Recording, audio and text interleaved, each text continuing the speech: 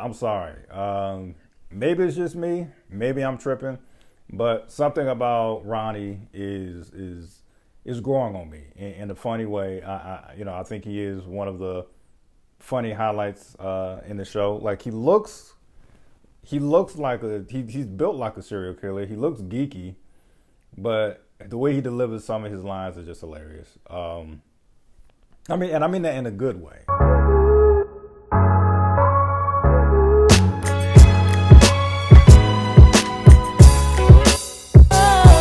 Hey, what's going on, folks? Another episode of Ryan Reviews Everything, and we are talking about the latest episode of Raising Kanan, Season 3, Episode 7. I'm trying to keep this short and sweet, but I enjoyed this episode. And the actor, Grantham Coleman, who actually plays Ronnie, he's doing a bang-up job with that character. For those who are not familiar with this channel, I may tend to jump around here and there. I don't go by chronological order. I just talk about the characters that stood out to me the most. And in this particular episode, I gotta say that Ronnie and Kanan are standing out to me the most. Although this has been a hell of a ride, the entire Raising Kanan series from 1 to now 3. I really feel like season 3 and on up, we're really going to see the how Ronnie influenced Kanan. That's what I'm getting. Of course, I don't think I'm saying any type of anything too shocking, but it's like we think about a correlation. Kanan was ruthless enough to kill his son and to kill Jukebox in the original series of Power, and it seems like, oh, where did he get this from? Ronnie killing his brother Unique. So I think this Ronnie character hanging around Kanan, I really feel like we're going to see how this gradually had like a negative influence or a negative hold on Kanan. So that's just my thoughts. Once again, I don't think I'm saying anything too groundbreaking, but I think that's kind of clear. Also, we definitely do see that Rock is back at it. She definitely kept her word, and she's back into the game.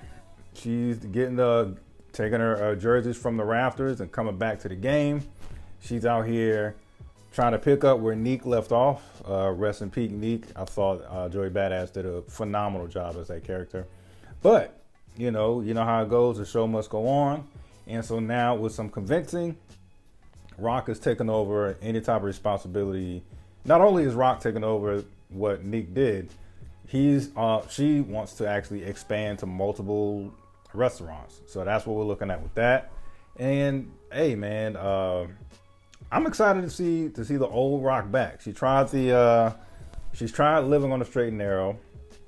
That didn't work. The building kept having messed up repairs and so forth. And on top of that, we got corrupt cops trying to extort her. So she's like, you know what? For all this trouble, I might as well get back to the game. I got no choice. That's how I figured. So I'm excited to see that. Now also, I do feel like there is going to be some drama. When isn't there drama with this show?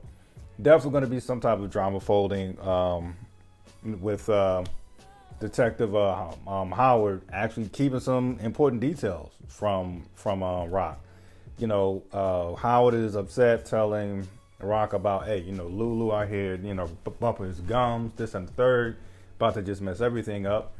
And when she asks in return, what does the task force have? Does the task force have anything at all? He buttons up his lip and he says, no, they don't have anything. All the while, they seem to be trying to build a case against Marvin. So, who knows? I mean, this season has been shocking already. We already lost 2 familiar faces with Detective Burke, Unique. Who knows? Should Rock find out that Detective Howard was holding out information, maybe Detective Howard goes too. Just throwing it out there. I'm just saying. And in terms of Lulu, I think his character is the person I feel sorry for the most when it comes to, just when it comes to this entire series. All he wanted to do was just pursue music. And the fact that he's catching bodies is clearly messing with him. Actually, I think from the first season, he kind of looked a little shaken up by it when he actually just took out one of Kanan's friends. I forget the reason. It was a few years ago. Well, took out one of Kanan's friends, wrongfully killed Scrap, and that's been messing with him for a while. And on top of that, in order to kind of rectify his slip up, because he got so blackout drunk, apparently he didn't remember, he now kills Scrap's mom as well. So I really feel like, of course, who knows what's going to happen next, but I definitely feel like something sooner or later was going to push Lou off the edge. I feel like this whole dead bodies thing and catch a body is really not what he's trying to do. He's not built like Marvin. And I feel like this is going to just falter in one way or another. And just doubling back a little bit in terms of Kanan. Kanan out here, he about to be the damn near the reason Jukebox's girl group don't even take off the ground. He was already messing with I think it was Aisha. And then that didn't work because he was a little too aggressive, a little too strong at the movie theater, and was rude on top of that. Now he doubles back, and he's talking to Crystal, who's kind of the jerk of the entire girl group they got going on. So, yeah, so that's going to blow up in his face. I think that's definitely going to cause some type of separation with Kanan and Jukebox. And if you notice, it doesn't even feel like Jukebox really is that confident with the group in the first place, because she's still meeting with recruiters on top of all of this. So there's something as well. And I really feel like we're seeing, just Kanan just descend into this in something dark. That's the best way I could put it. You got Fame not messing with it anymore, or got pushed out of his life. You already have Jukebox is, really getting clearly upset with him hanging out with these new associates, as she calls them. And so we're really seeing that. And also, once again, I know I already brought it up in the beginning, but I'm sorry.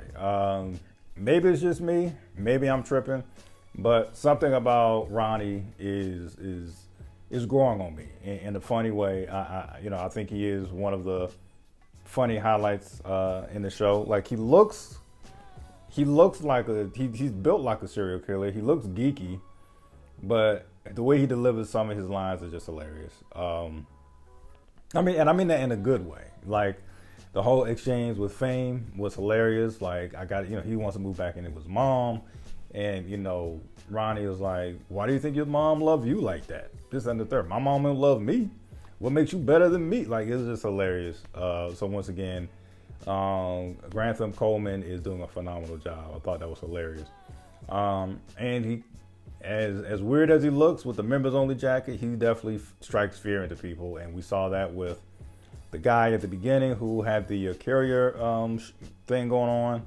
And he definitely had Fame shook as well. So I can't wait to see what happens with these next few episodes. I think we have 3 left, being that I think there's 10 episodes.